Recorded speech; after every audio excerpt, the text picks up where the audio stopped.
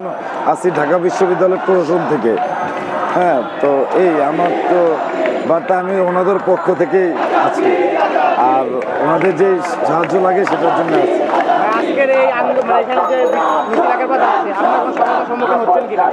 না না, কোনো সমস্যার সম্মুখীন হচ্ছি না। আমি আরও চাই যে কোনো ভাইয়ের কোনো সমস্যা হলে আমি ওখানে আগায় যেতে চাই, ভাইয়াদের উপকারে আসতে চাই। বছরের শেষ দিনে এই যে কর্মসূচি কিরকম উপভোগ করছেন? একদম আলহামদুলিল্লাহ, খুব ভালো লাগছে। এরকম একটু বলেন, একটু ডিটেইলসে বলেন। ডিটেলসে বলে আমি মাত্র ডিউটিতে আসছি, কিন্তু আমার কাছে এখন পরিবেশটা দেখে আর সব ছাত্র ভাইদের দেখে খুবই ভালো লাগতেছে। তো এটা আনন্দ মুহূর্ত সময় বলতে পারবো। যে আমি অলরেডি আছি, ডিউটিতেও আছি, এমনকি আপনাদের সাথেও আছি।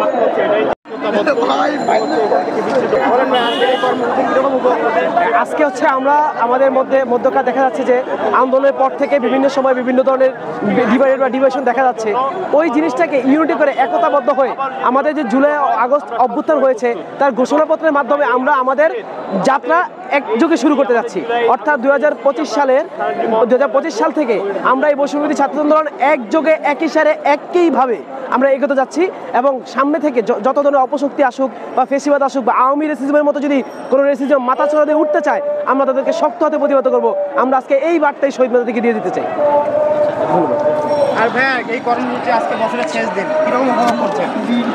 আজকে বছরের শেষ দিন অনুযায়ী আমাদের যে উপলব্ধি সেটা অত্যন্ত এক্সাইটেড। কারণ হচ্ছে আজকে 24 সালের শেষ দিন এবং আগামীকাল থেকে আমরা 2025 সালে পা দিতে যাচ্ছি। একই সাথে আমরা আমাদের বিজয় যে ঘোষণা নিয়ে আমরা একই সাথে 25 যাত্রা শুরু করতে যাচ্ছি। এজন্য আমরা সবাই আনন্দিত এবং উৎফুল্ল।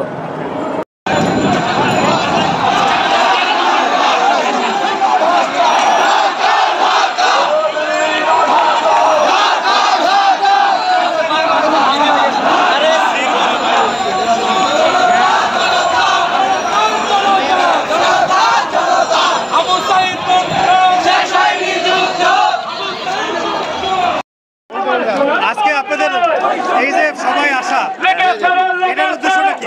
উদ্দেশ্য হচ্ছে আমরা যে জুলাই বিপ্লব, আগস্ট বিপ্লবের একটা প্রোক্লামেশন যেটা দেওয়া দরকার ছিল, সেটা আমাদের আজকে এখানে প্রাথমিকভাবে এই বিষয়টা হবে, ঘোষণা করা হবে, যেটার কি প্রয়োজন, একটা বিপ্লবের যে স্বীকৃতি ঘোষণা দরকার, সেটাই হলো এখানে ঘোষণা হবে। সেই জন্য স্বতঃস্ফূর্তভাবে খুব ভালো, এবং সেটা রাষ্ট্রের জন্য প্রয়োজনীয় একটা আন্দোলন, বিপ্লবের একটা অংশ হওয়া, এটা আমাদের জন্য খুবই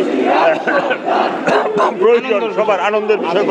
জুলাই বিপ্লবের যে একটা বড় আন্দোলন হয়ে গেছে, আমরা জানি যে স্বাধীনতা অর্জন করার থেকে স্বাধীনতা রক্ষা করা কঠিন।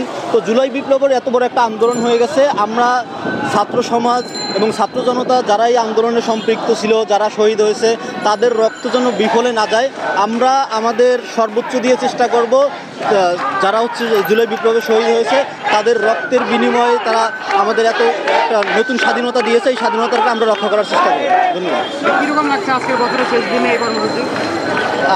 অনেকটা এক্সাইটেড, কারণ হচ্ছে আমরা জুলাই বিপ্লবের আন্দোলনের পরে হচ্ছে 16 ডিসেম্বর বিজয় দিবস পালন করেছি। সেখানেও আমরা বলেছি যে ছাত্র জনতার এই বিজয়কে হচ্ছে আমরা ধরে রাখবো, এবং ভবিষ্যতে ছাত্র সমাজ কাঁধে কাঁধ মিলিয়ে ভবিষ্যতে যেন কোনো স্বৈরাচার সরকার যেন আমাদের উপরে কোনো আগ্রাসন না চালাতে পারে, আমরা ছাত্র সমাজ ঐক্যবদ্ধ হয়ে মাঠে থাকবো ইনশাল্লাহ।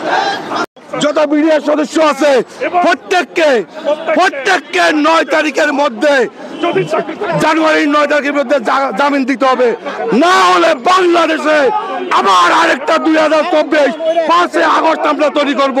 আমরা বিডিআর সৈনিক, আমরা জানি না এমন কোনো কিছু নাই। দয়া করে আমাদেরকে রাস্তায় নামাবেন না, আমাদের সকল দেশবন্দীদেরকে দয়া করে জামিন দেন, জামিনে এনে তারপর আপনারা বিচার কাজ করুন। আমাদের দাবি যে প্রজ্ঞাপনটা জারি হয়েছে, ও প্রজ্ঞাপনে 2 নম্বর সিরিয়াল এবং 5 নম্বর সিরিয়াল এটাতে লেখা আছে পূর্বের বিচারকে অক্ষুণ্ণ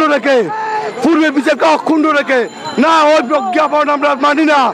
2 নম্বর সিরিয়াল এবং প্রজ্ঞাপনের 9 নম্বর সিরিয়াল এটা বাতিল করতে হবে। এই বাতিল যদি না করে কোনোদিন সুস্থ বিচার হবে না।